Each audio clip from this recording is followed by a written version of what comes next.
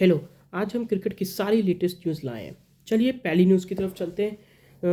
मोहम्मद आमिर, कल इमाद वसीम ने रिटायरमेंट ली। आज मोहम्मद आमिर ने रिटायरमेंट अनाउंस कर दी। 32 ईयर्स के मोहम्मद आमिर 36 टेस्ट में 119 विकेट, 61 ओडीआईज में 81 विकेट्स, 62 टी20s में 71 विकेट्स। तो अब थोड़ा इसमें बताते हैं कि जो पाकिस्तान के प्लेयर्स हैं वो क्यों रिटायरमेंट वापसी लेते हैं, फिर वापसी ये कर लेते हैं, फिर वापस रिटायरमेंट ले लेते हैं। इनके पीछे जो रीज़न है वो उनकी मैनेजमेंट और उनके जो प्लेयर का जो टैलेंट है वो बर्बाद करने के लिए सेलेक्टर्स हैं, कोचेस हैं, उनके करंट प्लेयर्स हैं। अब जैसे आप एग्जांपल लीजिए, आप अब्दुल रज़ाक का एग्जांपल लीजिए। Abdul Razzaq one of the best allrounders थे वर्ल्ड क्रिकेट में। उनके 3 से 4 साल वेस्ट कर दिए। फिर शोएब अख्तर, जब 2011 का वर्ल्ड कप चल रहा था, उनको पता था कि उनका वर्ल्ड कप आखिरी है। तो क्या उन जो सेमीफाइनल था इंडिया वर्सेस पाकिस्तान, वो शोएब अख्तर को नहीं खिलाया गया था। उसमें जो रीज़न था वो वकार यूनुस, उनसे शाहिद अफरीदी, इन सब की थोड़ा शोएब अख्तर से लड़ाई थी। मेरे हिसाब से जब आप एक टीम में खेलते हो तो ये जो साइड डिफरेंसेस हैं उसको साइड में रखना चाहिए। बाद में आप सॉर्ट आउट करिए। पहले इवेंट ख़त्म होने दीजिए, उसमें रिजल्ट आने दीजिए। क्या मालूम अगर उसमें, क्योंकि शोएब अख्तर ने वर्ल्ड कप से पहले ही बोल दिया था कि मेरा ये आखिरी वर्ल्ड कप है। फिर शोएब अख्तर को ना फेयरवेल दिया, उनको भी इस तरह बेइज्जत करके टीम से बाहर किया। फिर मोहम्मद आसिफ की जो जोड़ी थी 2009 में, वो वकार यूनुस और इन सब ने बर्बाद कर दिया फिक्सिंग करा के। उसके बाद जब मोहम्मद आमिर ने वापसी की, फिर उन्होंने 2017 की चैम्पियंस ट्रॉफी जिताई। फिर उनका करियर मिसबा उलक और वकार यूनुस ने ख़राब कर दिया। शर्जील खान का करियर ख़राब कर दिया, कह रहे हैं फिटनेस नहीं है। बाकी जो करंट प्लेयर हैं उनके में भी क्या फिटनेस है, कम से कम वो अटैकिंग है। अब ये शोएब मकसूद हैं। अब ये सब छोड़िए, जो करंट प्लेयर हैं इनके पाकिस्तान के, फ़खर जमान, वो कितना मतलब ओपनिंग कराते हैं। चैम्पियंस ट्रॉफी के विनर हैं वो। फाइनल उनके 100 मारा था उन्होंने। उसके बाद उनको नंबर 4 पे शिफ्ट कर दिया, अब ड्रॉप कर दिया। उन एक प्लेयर इकलौते पाकिस्तान के वो हैं जो 400 का टारगेट चेस कर सकते हैं, और किसी में भी क्षमता नहीं है पाकिस्तान में, क्योंकि ना अटैकिंग अप्रोच है। वही 90s का क्रिकेट उनके में जारी है। एक फ़खर जमान है जो आज मॉडर्न एरा के क्रिकेट खेलते हैं। चलिए दूसरी न्यूज़ की तरफ चलते हैं। आईसीसी का जो शेड्यूल था चैम्पियंस ट्रॉफी का, वो आ जाना था लेकिन कुछ डिले हो रहा है। लेकिन बाकी चीज़ कंफर्म हो गई है कि इंडिया सारे मैचेस अपने दुबई में खेलेगा, इंक्लूडिंग इंडिया वर्सेस पाकिस्तान। एक सेमीफाइनल दुबई को है और फाइनल सब्जेक्टेड टू इंडिया रखा गया। अगर इंडिया फाइनल में पहुंचती है तो दुबई में खेलेगी। जो ग्रुप सामने आ रहे हैं अभी तक कंफर्म नहीं, लेकिन जो सोर्सेज बता रहे हैं, इंडिया, पाकिस्तान, न्यूजीलैंड और बांग्लादेश एक ग्रुप में होंगे। ऑस्ट्रेलिया, इंग्लैंड, साउथ अफ्रीका और अफगानिस्तान एक ग्रुप में होंगे। तो ये है कि आज तो शेड्यूल आया नहीं, कल या परसों मंडे तक पॉसिबिलिटी है कि शेड्यूल आ जाएगा, क्योंकि चैम्पियंस ट्रॉफी के लिए बहुत कम दिन बचे हैं। 19 फेब से 9 मार्च तक चैम्पियंस ट्रॉफी खेली जाएगी। चलिए पांचवी न्यूज़ की तरफ चलते हैं।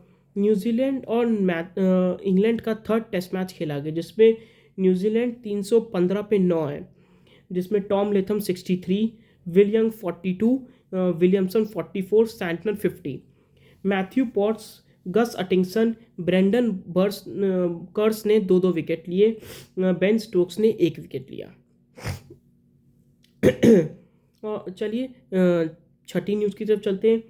इंडिया और ऑस्ट्रेलिया का आज मैच बारिश की वजह से धुल गया। जिसमें थोड़ा सा मैच हुआ 13.5 ओवर का, 28 पे 9 लॉस है ऑस्ट्रेलिया।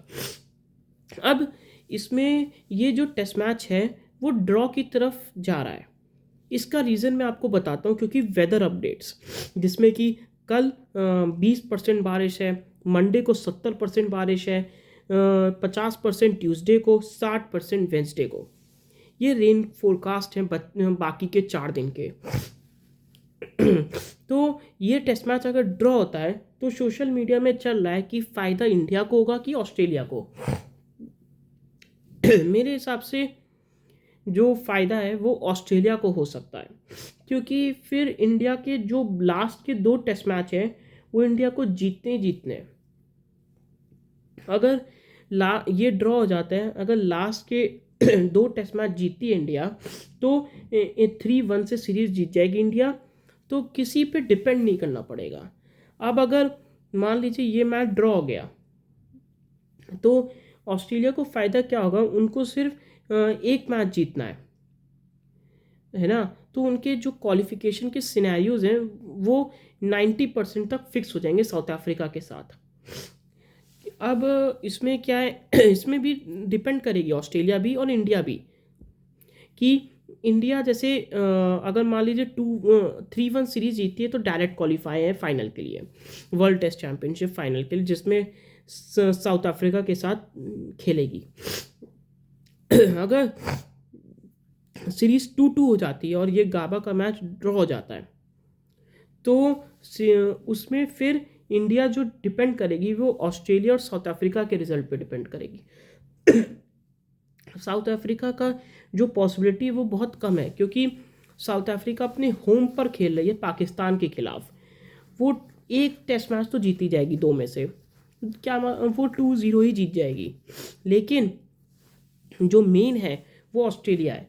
अगर श्रीलंका अपने होम पर ऑस्ट्रेलिया को 1-0 या 2-0 सीरीज़ हरा देती है, या एक ड्रॉ जाए या 1-0 जीत जाओ श्रीलंका, तो इंडिया ऑटोमेटिक फाइनल में, अगर सीरीज़ 2-2 पे बॉर्डर गावस्कर ट्रॉफी में होती है तो ये सब सिनेरियो है। तो इससे थोड़ा ऑस्ट्रेलिया थोड़ा ज़्यादा फ़ायदेमंद में अगर ड्रॉ होता है तो।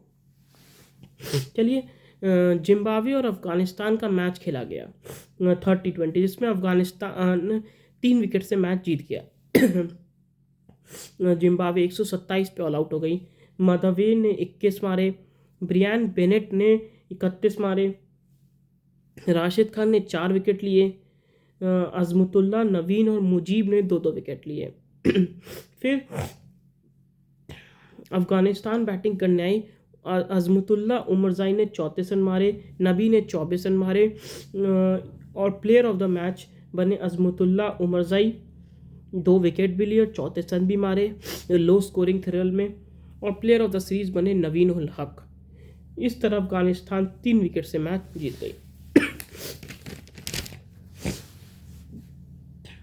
चलिए, 5वीं न्यूज़ की तरफ चलते हैं।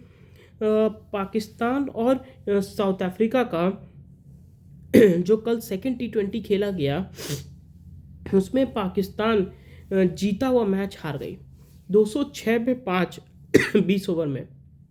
और साउथ अफ्रीका ने बहुत आसानी से टारगेट चेस कर लिया 210 पे 3, 7 विकेट से मैच जीत गए। रीज़ा हेंड्रिक्स ने कमाल 112-115 रन की शायद पारी खेली, जिसमें जो पाकिस्तान की तरफ से खेले वो साइम अयूब बहुत अच्छा खेले, 98 रन्स की, 2 रन से सेंचुरी मिस हो गई, आउट नहीं हुए, नॉट आउट गए, उनको लास्ट के 1.5 ओवर में स्ट्राइक ही नहीं मिली।